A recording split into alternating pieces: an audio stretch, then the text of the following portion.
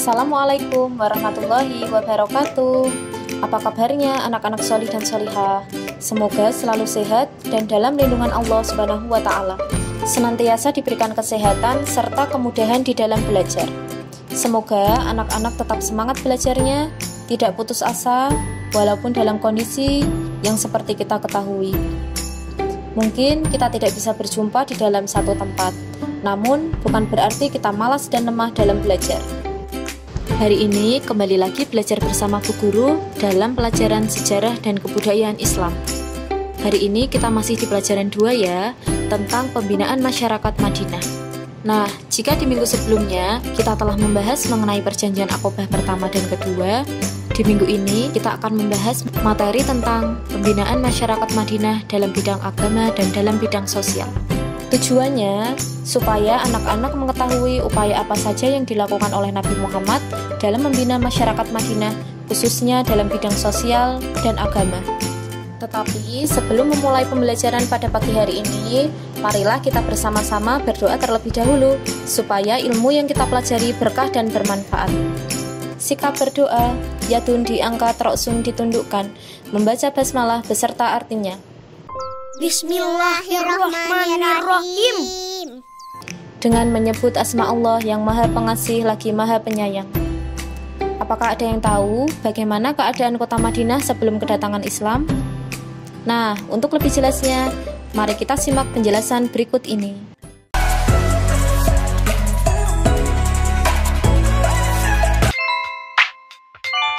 Bagaimanakah kondisi kota Madinah saat Rasulullah hijrah? Sebelum Islam datang ke Madinah, kota tersebut bernama Yasrib. Para ulama menyebutkan Yasrib sebenarnya adalah nama orang yang pertama kali membuka kota ini dan menghuninya. Tetapi masalahnya, Yasrib sendiri berasal dari kata bahasa Arab tastrib, yang salah satu maknanya berarti kesalahan atau dosa. Sehingga Rasulullah tidak senang dengan nama tersebut dan merubahnya menjadi Madinah Al-Munawwaroh yang berarti kota yang penuh dengan cahaya. Jadi, perubahan nama Yasrib merupakan perubahan dari kegelapan menuju cahaya, dari masa jahiliyah menuju peradaban Islam, bukan hanya sekedar perubahan nama semata. Yang kedua, kota Yasrib merupakan kota yang tertinggal dan penuh dengan kejahilan. Dan yang ketiga, penduduknya banyak yang melakukan maksiat. Dan yang keempat, tidak semua penduduknya memeluk agama Islam. Dan yang kelima, sering terjadi perang antar kabilah. Nah, mengapa kota Yasrib masyarakatnya suka berselisih? Hal ini dikarenakan kaum Yahudi sering membuat taktik adu domba dengan cara menyebarkan permusuhan di antara suku-suku di Madinah, sehingga timbul kebencian dan permusuhan di antara suku-suku tersebut. Nah, bagaimanakah cara Nabi Muhammad membina masyarakat Yasrib? Upaya yang dilakukan oleh Nabi Muhammad dalam membina masyarakat Madinah meliputi 4 bidang, yaitu yang pertama, pembinaan di dalam bidang agama, pembinaan dalam bidang sosial, pembinaan dalam bidang ekonomi, dan pembinaan di dalam bidang pertahanan. Tetapi di minggu ini kita hanya akan membahas mengenai pembinaan masyarakat Madinah dalam bidang agama dan di dalam bidang sosial. Yang pertama, pembinaan masyarakat Madinah di dalam bidang agama.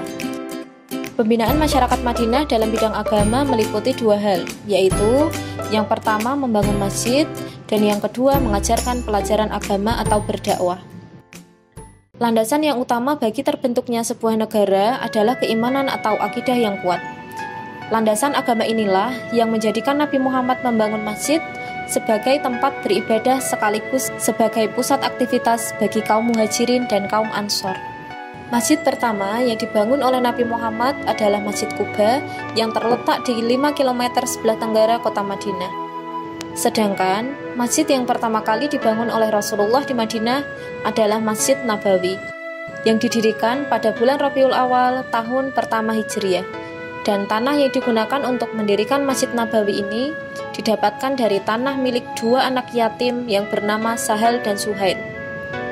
Awalnya kedua anak yatim ini hendak mewakafkan tanah tersebut, tetapi Rasulullah menolak kecuali dengan membelinya seharga 10 dinar.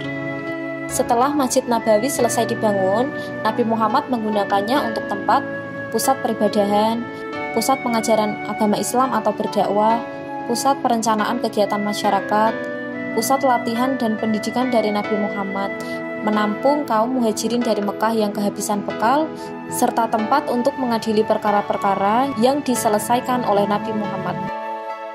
Setelah membangun Masjid Nabawi, umat Islam kemudian membangun beberapa masjid lain seperti Masjid Jumu'ah, Masjid Ghamamah, Masjid Bani Quraidah, Masjid Ubay bin Ka'ab, Masjid Salman, dan Masjid Ali. Yang kedua, pembinaan masyarakat dalam bidang agama, yaitu mengajarkan pelajaran agama. Kita ketahui bahwa tujuan Nabi Muhammad SAW ke Yathrib adalah untuk berdakwah.